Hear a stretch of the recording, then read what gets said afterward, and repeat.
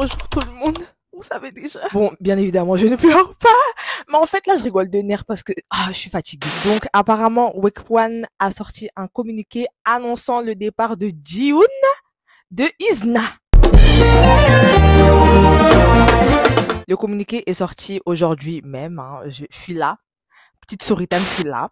Je suis au travail et tout, et il y a ma pause avant ma coupure. Et c'est pour ça, en fait, vous devez savoir que j'aime énormément mes pauses, mais à chaque fois que je vais à mes pauses et que je regarde mon téléphone 2 minutes, il y a toujours une dinguerie qui se passe. C'est exactement dans les mêmes périodes là, mais pour être honnête avec vous, c'était vraiment il y a un an, jour pour jour. #memories. C'était là, genre je le sens, c'était la même chose. Approximativement les mêmes dates. Que j'ai appris que Tail de NCT, il avait fait un crime. Et j'étais en mode, et après, j'ai dû repartir travailler et j'étais off. Parce que c'était vraiment une dinguerie. Bon, là, on parle pas du tout du même degré de communiquer. Là, c'est pas Hello, this is SM Entertainment. Là, c'est Hello, this is Week One. Et Week One a vraiment un passif d'agence pourri.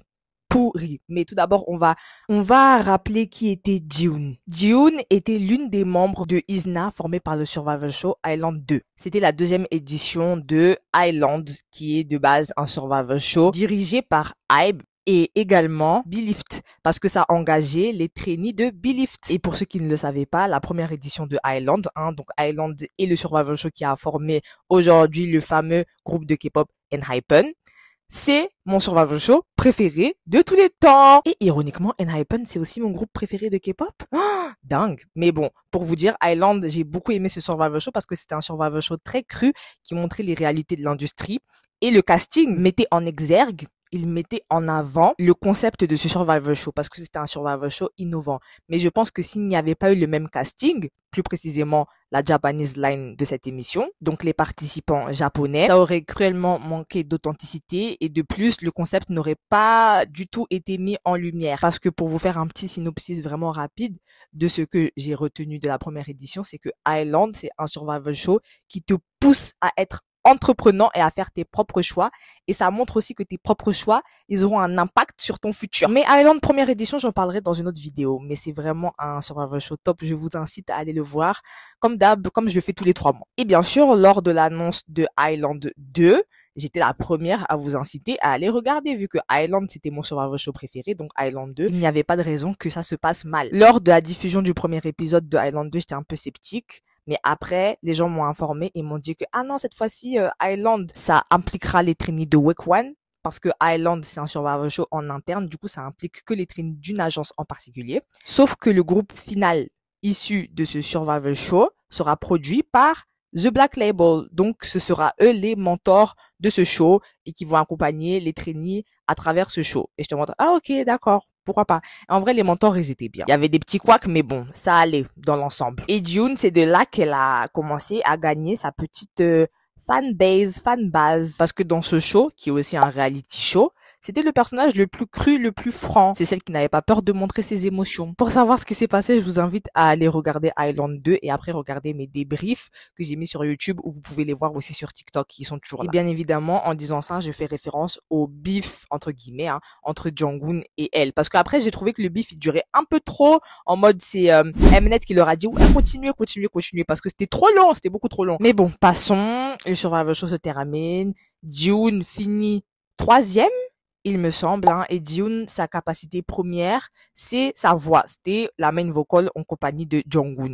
Vraiment, Jihoon, elle a une voix incroyable. J'aime énormément son timbre de voix.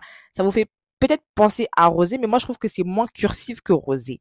C'était très impactant. Attention les blinks, je ne dis pas que la voix de Rosé n'est pas impactante. Là, je souligne juste la différence de technique. Mais bon, elle débute avec leur EP qui s'appelle NA, il me semble. Et dans le PNA, vous pouvez retrouver leur single IZNA et plein d'autres musiques que vous avez déjà entendues dans le Survivor Show Island 2 et une autre musique originale qu'elles ont faite en tant que IZNA. Donc, elles ont débuté à 7 en novembre 2024 et en février 2025, elle est partie en pause, en hiatus, comme je dis en français, elle est partie en pause. Et depuis, on n'a pas eu de nouvelles jusqu'à aujourd'hui, le 19 août 2025. Où on nous annonce qu'elle quitte le groupe après 6 mois de pause. En fait, j'espère que c'est un poisson d'avril bis. J'espère que c'est le retour du poisson d'avril de l'année. Parce que c'est quoi? Dès sa pause, beaucoup de personnes ont suspecté qu'elle allait quitter le groupe. Mais moi, j'étais toujours en train de vous rassurer en vous disant, mais non, elle va revenir, vous inquiétez pas. Il y a beaucoup d'idoles qui font des pauses et qui reviennent, telles que Mina de Twice, Hasul de Luna, aussi connue sous le nom de Ida Lesonion, et Hasul qui fait aussi partie de Artemis, je sais pas comment on dit, ARTMS.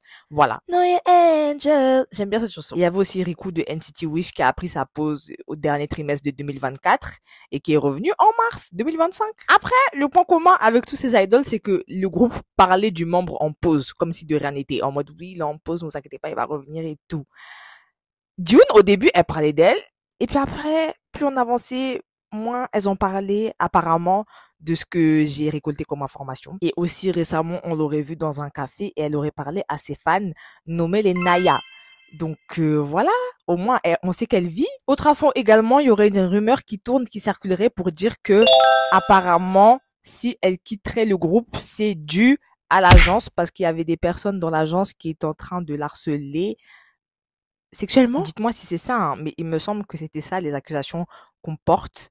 C'est des accusations très graves ce que vous dites. Mais les fans de K-pop, la plupart du temps, quand ils sont pas crédules, ils sont très perspicaces. C'est pour ça que moi aussi ça me met la puce à l'oreille parce que c'est des situations où ça peut arriver. Et comme je vous l'ai dit précédemment, Wake c'est vraiment une agence pourrie. Moi cette agence, je l'ai connue avec le groupe TOO qui a été formé avec le survival show To Be World Class. Et dans ce groupe, il y avait des idoles que vous connaissez dont Cha Wongi qui aujourd'hui, il me semble, fait partie du groupe, je sais pas comment on prononce, AOF, AHOF, qui est, il me semble, aussi un groupe issu d'un survival show, mais je sais plus lequel. En plus, je vais le regarder, il me semble aussi. Mais bon, passons, le management du groupe était horrible, tout comme là, je le voyais avec Kepler.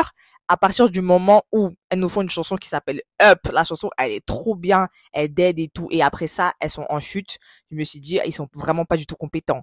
Et apparemment, c'est la même chose qui est en train de se passer avec Zero Base One. Vraiment, en fait, Wake One, keep on moving, genre, non, don't move. C'est quoi, en fait, Wake One, zéro.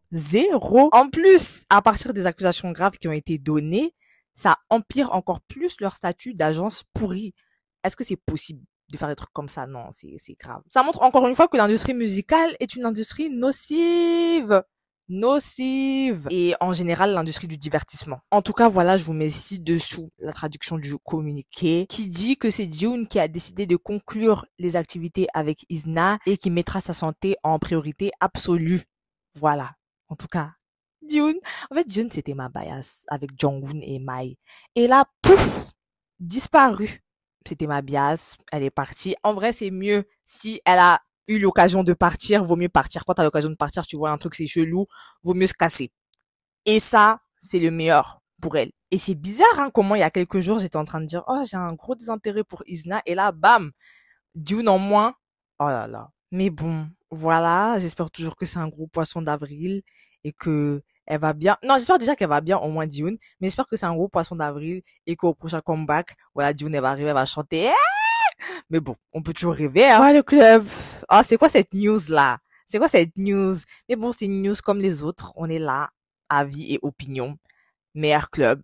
C'était la fin. Passez une bonne journée, une bonne soirée, en fonction de l'heure à laquelle vous regardez cette vidéo. Et bisous! Bisous!